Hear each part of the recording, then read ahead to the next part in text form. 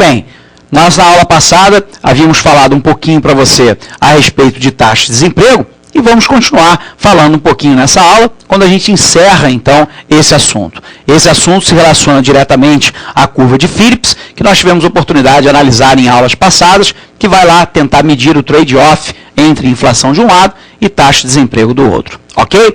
Vamos lá, então, para a nossa aula.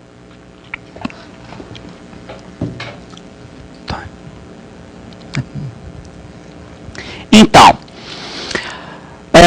nós temos lá aquilo que nós chamamos, né, do impacto, né, do desemprego. Lembrando a você que nós havíamos falado na nossa aula passada que o desemprego, na verdade, é o agregado, né, macroeconômico que mais pesa em cima dos indivíduos e também em cima das famílias. Indiretamente, ocorre também o peso em cima de todo o ambiente econômico. Então, a primeira coisa que nós vamos tentar entender é o impacto econômico, né, do desemprego. Lembrando, então, a você, o desemprego é um problema econômico porque representa o desperdício de recursos valiosos. Quando a taxa de desemprego aumenta, a economia está, de fato, desperdiçando os bens e serviços que os desempregados poderiam ter produzido. Então, lembrando aqui, né, que, na verdade, quando eu tenho uma situação de taxa de desemprego elevada, a tendência é que, na verdade, como nós analisamos lá em microeconomia, que a produção se dá em função, dentre outras, né, do fator trabalho. Se eu tenho uma grande quantidade de trabalhadores que, na realidade, se encontram desempregados,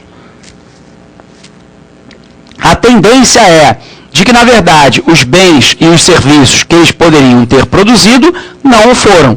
E se assim não o foram, obviamente que nós temos aí um problema, porque, via de regra, se não ocorre a produção, e aí se você lembrar lá da lei de Say, de que a produção gera a própria demanda, embora nós tenhamos sérios questionamentos a respeito disso, na verdade a gente vai poder perceber que, na verdade, a demanda também tende a se decrescer e, portanto, a tendência a longo prazo é que nós tenhamos, né, não só uma redução da oferta agregada, mas também da demanda agregada.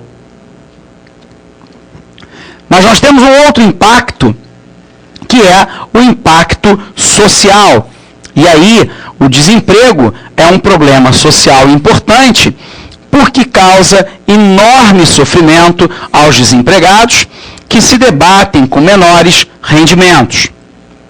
O custo econômico, portanto, do desemprego é certamente elevado, mas não há valor monetário que possa traduzir adequadamente o custo humano e psicológico do desemprego involuntário persistente. Chamando a atenção para você que, obviamente, nós estamos falando do desemprego involuntário e não aquele quando é desejável.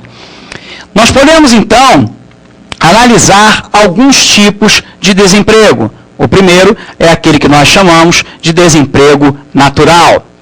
O desemprego natural, nós analisamos, portanto, lá na curva de Phillips, que é o nível de desemprego associado ao produto natural, que, por sua vez, é o nível de desemprego de equilíbrio, portanto, quando há estabilidade da taxa de desemprego. Então, desemprego natural é igual ao desemprego estrutural e ao desemprego friccional. Vamos voltar, porque na aula passada nós havíamos falado para você um pouquinho a respeito de desemprego estrutural. O desemprego estrutural é aquele involuntário que resulta da incapacidade do salário real se ajustar ao nível de equilíbrio do mercado. As negociações coletivas dos salários, a exigência de um salário mínimo, a existência de salários de eficiência, somados também àquela outra questão que nós chamamos da estrutura geral da economia, que na verdade pode caminhar para um processo de informatização e mecanização, tendem a se somar a todos esses elementos que nós acabamos de falar e a criar, portanto, um desemprego estrutural. Nós podemos, então, ter uma interpretação econômica do desemprego. Desemprego voluntário e involuntário. Lembrando aqui a você que nós temos uma situação em que os salários são flexíveis ou ainda em que os salários são rígidos. Aqui nós temos os salários em dólares por hora, aqui nós temos o trabalho do número de indivíduos dentro da população ativa.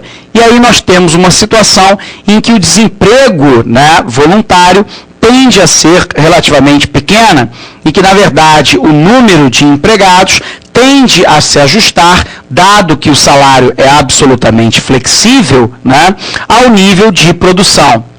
Por um outro lado, quando nós temos o salário rígido, por exemplo, pelo estabelecimento de um salário mínimo ou ainda um salário de referência dentro de uma categoria qualquer, a tendência é que, na verdade, o desemprego involuntário seja ascensional.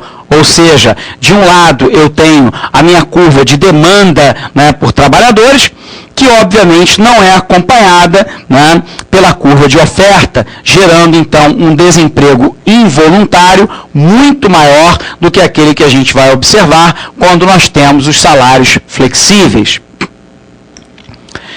Então, a teoria, né, do desemprego estrutural ou involuntário pressupõe que os salários são inflexíveis, o que coloca a seguinte questão: por que razão não sobem ou descem os salários por forma a equilibrar o mercado de trabalho? Ou seja, por que não se movimentam os salários para cima ou para baixo, de maneira que a quantidade ofertada de vagas seja coincidente com a quantidade demandada de trabalhadores por vaga de trabalho?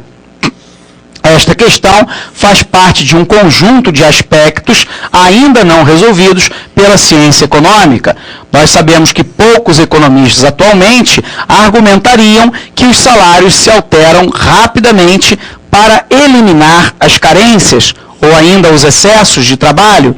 No entanto, né, ninguém compreende completamente as razões do comportamento arrastado e inflexível dos salários. Ou seja, no curto prazo, segundo a teoria de Keynes, né, nós sabemos que o preço dos salários são rígidos ou ainda fixos. Quero te lembrar que quando nós estamos falando que eles são, por exemplo, rígidos, não significa dizer que eles são inflexíveis, mas que, na verdade, eles têm uma maleabilidade relativamente lenta para uma adaptação ao nível geral de preços da economia e, portanto, num dado momento, os salários sendo rígidos ou fixos tornam, né, o custo de produção fixo elevado para um nível geral de preços que pode estar em descensão. Resultado, acontece um descompasso entre a oferta, né, de trabalho, de um lado, que tende a ser maior, e a demanda por trabalho do outro lado, que tende, portanto, a ser menor. Desemprego friccional resulta do normal funcionamento e dinamismo inerente ao mercado de trabalho, ocorrendo porque demora tempo para que haja o ajustamento entre um trabalhador que procura um emprego e a existência de um posto de trabalho que necessita ser preenchido. A taxa de separação de empregos refere-se, portanto, ao número de trabalhadores que se tornam desempregados num determinado período de tempo em percentagem ao número de empregos existentes. A taxa de contratação, também conhecida como taxa de ingresso em empregos, é a percentagem de desempregados que encontra emprego durante um dado período. Assim sendo, nós sabemos lá que o friccional, né, a eficiência que nós chamamos de job mating, né, taxa de separação do posto de trabalho e taxa de encontro de um novo posto de trabalho.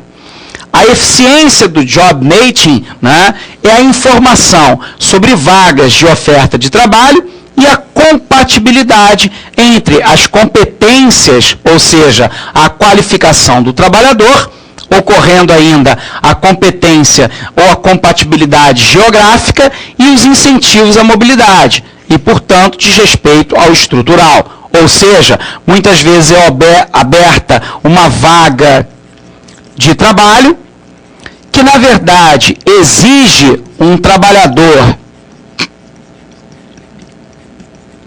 que tenha uma qualificação equivalente a X.